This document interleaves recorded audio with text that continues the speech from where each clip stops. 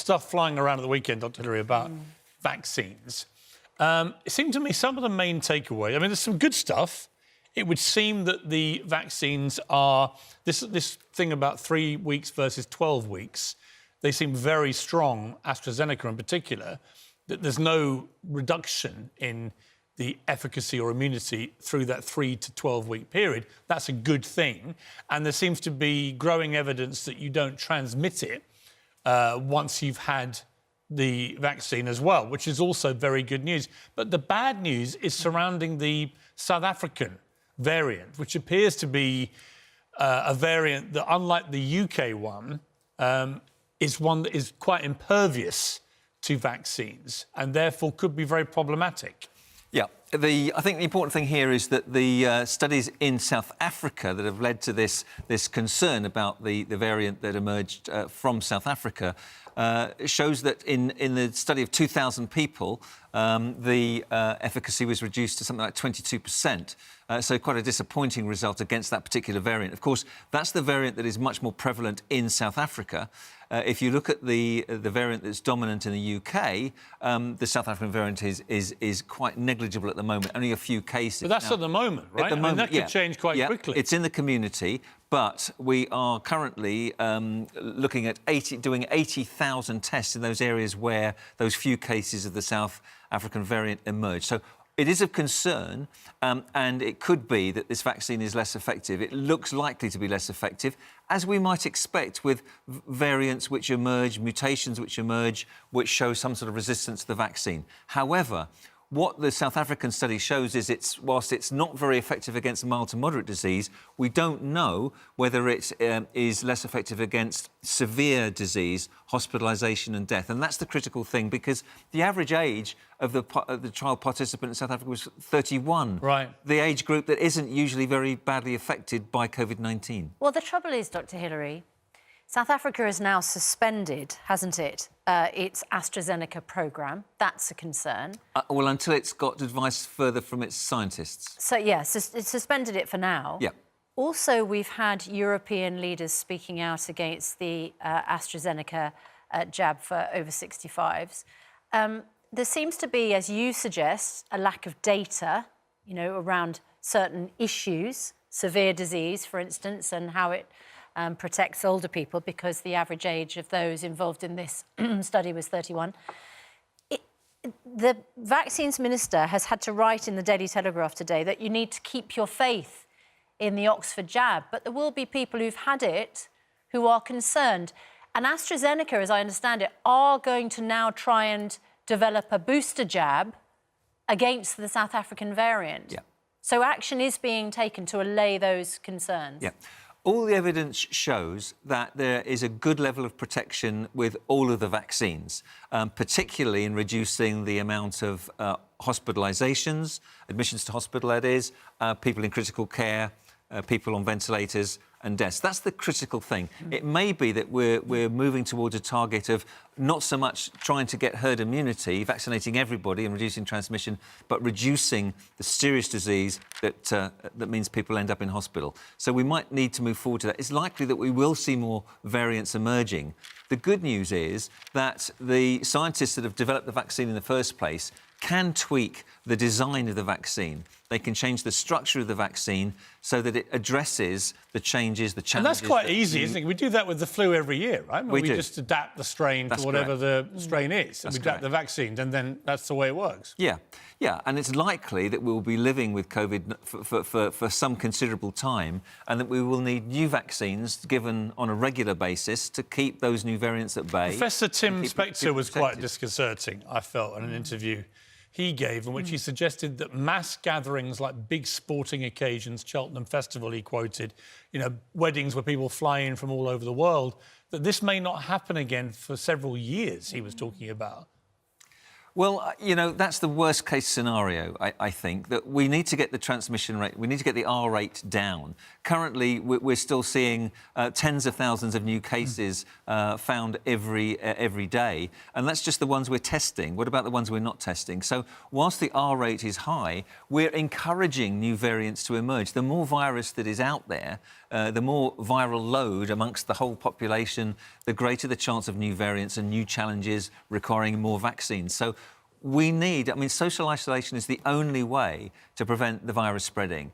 And whilst we've got high numbers, we have to be pragmatic and we have to say, well, mass gatherings are not a great idea. Have you noticed, by the way, how these variants, when Trump called it the China virus, do you remember? All hell broke loose. It was racist to call it the China virus. And yet now people casually call it the England virus, the Kent virus, the South African variant, and so on. There seems to be no such problem with labelling the mutations, even though we don't even know for sure whether the Kent one started in Kent. We just have brilliant genomics, or got brought in. Here, we don't know in South Africa whether it began there or got taken there. We don't know, do we? There's an interesting historical precedent here. The Spanish flu was never started in Spain. 1918 did not start in Spain. It was called the Spanish flu because they had a free press then. They weren't involved in the First World War, and therefore the press reported on it, whereas other governments were not reporting on it. It was completely true. Fascinating story. Probably started in the States. Probably started in Kansas, I think it started. That's in right. the States at an American military base. Yeah. Interesting, because I looked at the 1918 pandemic yesterday to try and get some gauge for how that played out. And it was massively, obviously, a huge death toll, anything between 30 and 100 million. They've never been quite sure, because, of course, it was towards the end of the war as well. But that in itself, because people had been at war for years, there was a lot of malnutrition, a lot of illness anyway, people coming back from trenches and so on, soldiers spreading it amongst each other. It was a different environment, wasn't it? And they didn't have antibiotics to treat secondary bacterial infection either. Homelessness was rife. The living situation was much worse. So there are precedents, but there are many differences as well. Yes, it did kill something like 50 million people. They didn't even know what virus it was, of course, at that time. They hadn't identified viruses as particles until 1931, I think, when they had electron microscopy. So they didn't know what they were dealing with. I think it was a virus. It was a flu virus, rather. So it's been identified since in the mummified bodies of people who died and were buried in ice, for example, in Alaska. They did identify the virus, but that showed how bad a global pandemic can be. It spread from person to person. It wouldn't have been treatable with antibiotics. It killed more people than died in the First World War. And we've seen millions of people already died from this pandemic globally, and there will be many more unless we are much more strict and stringent about and there have been keeping two further big, bad flu epidemics. I'm not sure whether they're categorised as pandemics, but in the 50s and then late 60s. But they didn't kill, I don't think, anywhere near as many people as COVID has already killed. Is that right? No, they weren't as transmissible, and they weren't as virulent. So we've got something that spreads much more quickly and puts people in hospital and kills people more readily than those previous pandemics, which were much smaller. So I think whilst we've got vaccination and we've got knowledge about the need for social distancing, we've also got international travel. And that's a major threat to getting this under control, because that's how it spreads. If it spread so quickly globally in 1918, when we didn't have international air travel. Prompts the question: why are we not?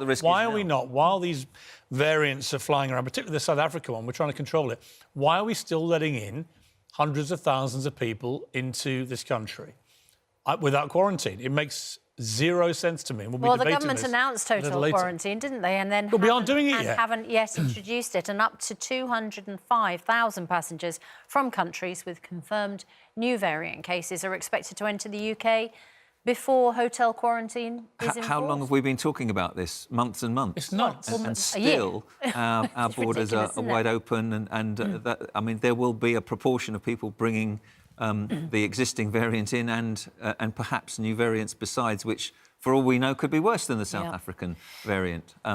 These variants and mutations, they're completely normal, aren't they? Yeah, absolutely. I mean, for a coronavirus, a flu, whatever it is, they mutate. I mean, this one's mutated 4,000 times, I read, around the world in different ways. Sure. I mean, it's not unusual, is it? Not at all. Not at all. When you've got trillions of viruses all reproducing and replicating themselves all the time, you're going to get mutations. You're going to get some mutations which are weaker and from which the virus itself can't survive, and some mutations which are stronger, which makes it more easy to penetrate human cells, cause infection, and create a threat to mankind. It's the purpose of the virus as an organism to increase its transmissibility, isn't it? You know, it wants to survive and replicate, but it doesn't necessarily want to become more deadly, does it?